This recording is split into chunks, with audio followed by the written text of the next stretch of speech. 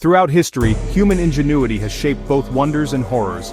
Our creativity has built civilizations, and also forged weapons so devastating, the world agreed they must never be used. Today on Unknown Facts, I'm Albert, and we're exploring the forbidden weapons humanity has tried to keep locked away. We'll uncover the science behind their power and the global efforts to control them. Let's begin our journey into the world's most dangerous inventions. The atomic bomb redefined warfare, ushering in an era where the very concept of victory was thrown into question. It was a turning point, a stark realization of humanity's capacity for self-destruction. One device possessing the unimaginable power to erase a city from the map in mere moments. The scale of devastation was unprecedented, a chilling display of concentrated destructive force, and poison generations with its lingering radiation, a silent killer that continues to haunt the land long after the initial blast. The specter of fallout became a constant, terrifying presence. Hiroshima and Nagasaki, names etched forever in the annals of human tragedy, showed the world destruction on a scale never seen before, a horrifying glimpse into a potential future devoid of hope. The images seared themselves into the collective consciousness.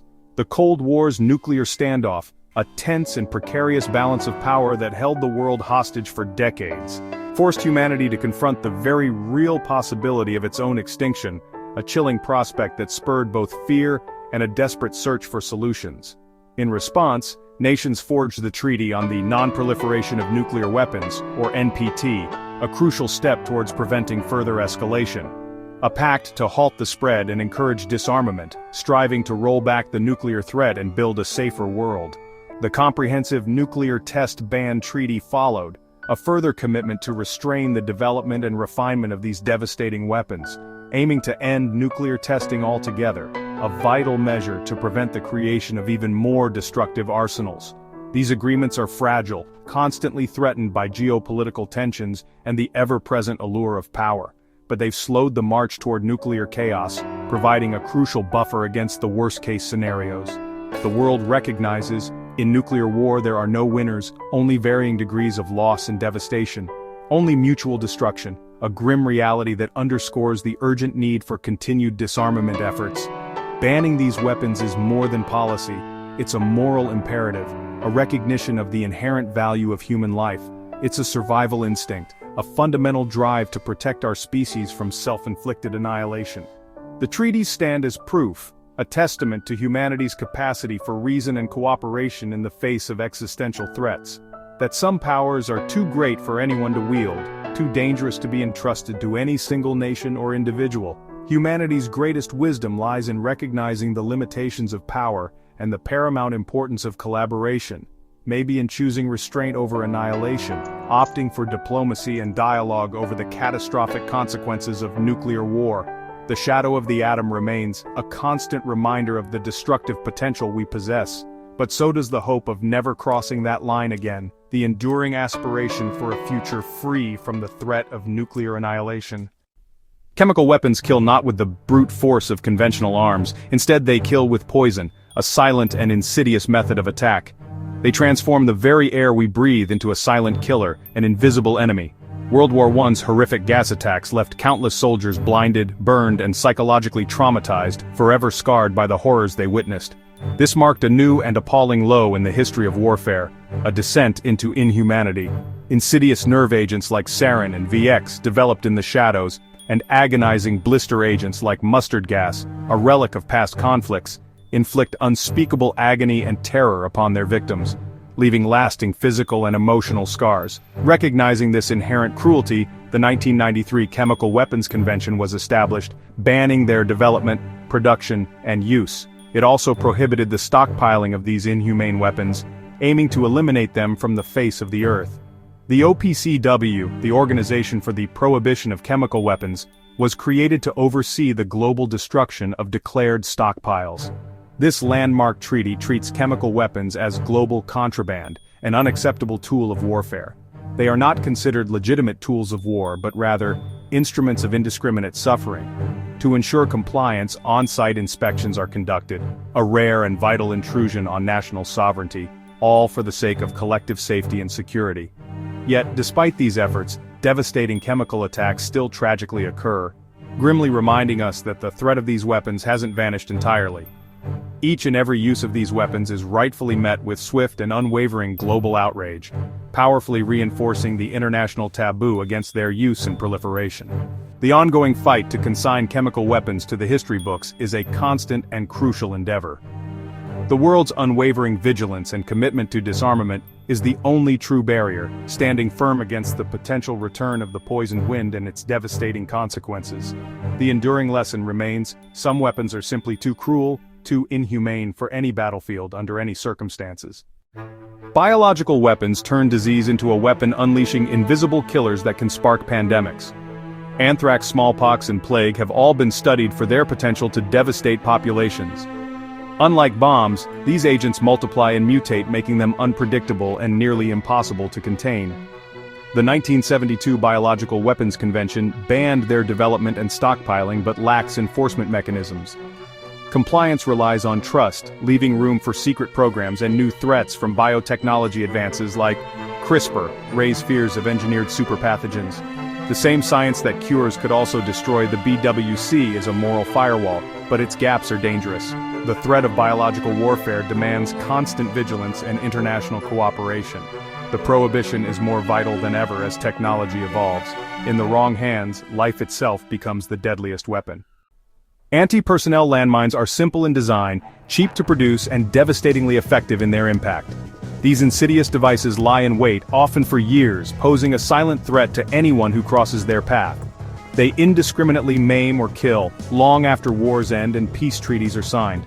The true horror is that their deadly work continues, affecting generations to come.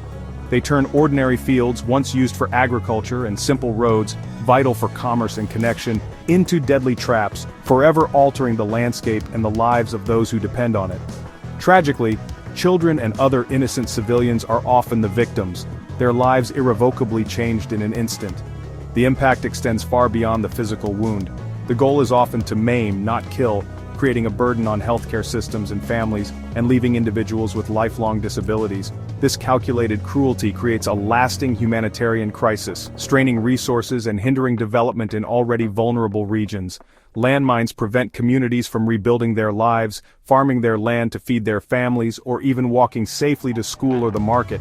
Fear becomes a constant companion. Recognizing this global threat, the Ottawa Treaty of 1997 was created.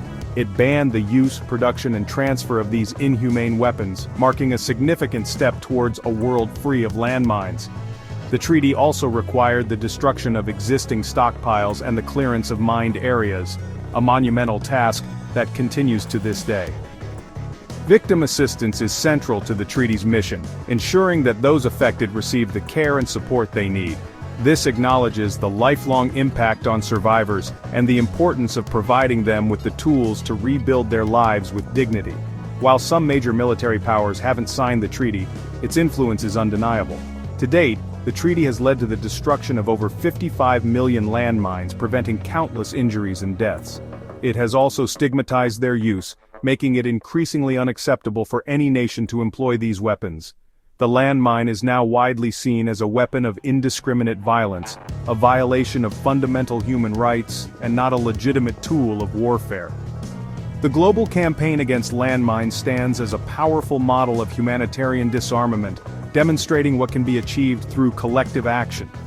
The treaty's success underscores the power of global outrage, the unwavering dedication of civil society organizations, and the potential for positive change when people unite for a common cause. Still, despite these achievements, millions of landmines remain hidden beneath the soil, a constant threat to communities around the world. Therefore, the painstaking and dangerous work to clear them continues, carried out by brave demoners who risk their lives to protect others. The world's conscience demands that we finish the job, eradicating these weapons and ensuring a safer future for all. Landmines are a tragic legacy of war, a constant reminder of the devastating consequences of conflict. This deadly inheritance must be erased completely so that peace can truly begin to take root and flourish in affected regions. Cluster munitions scatter hundreds of bomblets over wide areas, creating instant minefields. Many fail to explode, leaving behind deadly hazards for years. Children mistake them for toys. Farmers find them in their fields.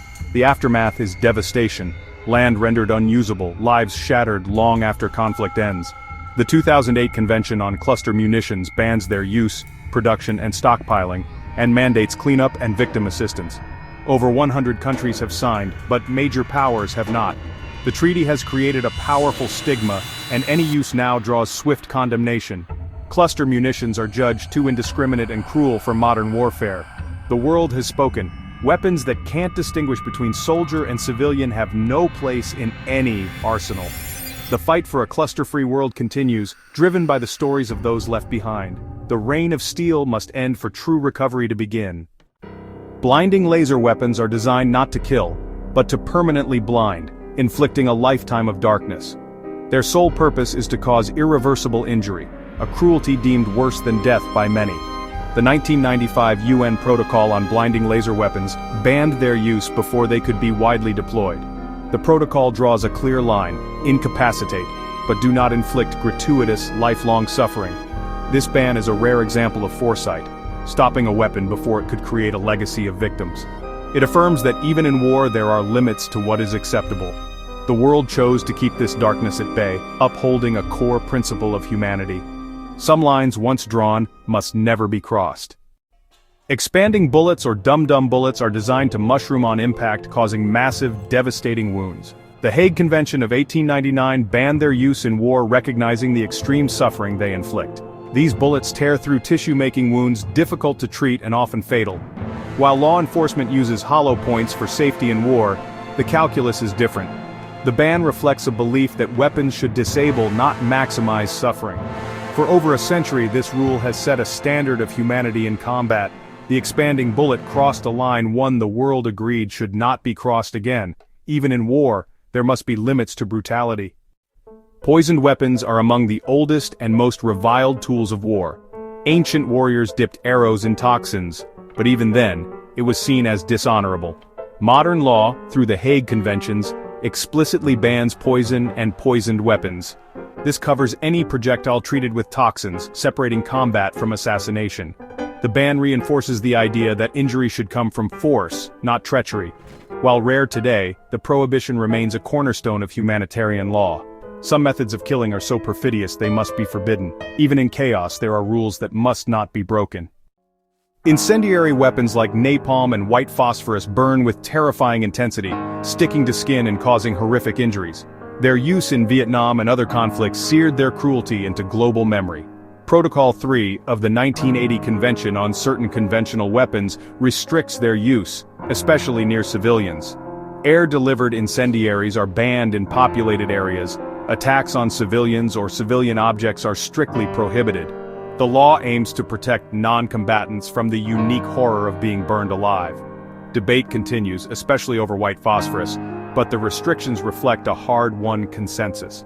Fire is an ancient weapon, but its modern forms demand restraint. The world has tried to draw a line between military necessity and appalling suffering. The struggle to enforce these limits is ongoing. The cleansing fire must never become an excuse for unchecked cruelty. Our journey through forbidden weapons ends here. Each ban is a line humanity has drawn, choosing restraint over ruthlessness. These treaties are fragile shields, but they show we can learn from horror and choose a more humane path. New challenges will arise, but the lessons of the past must guide us. Thank you for joining Unknown Facts. Subscribe and like to support our mission for a safer, more informed world. Together, we can keep the dialogue alive and the shadows at bay.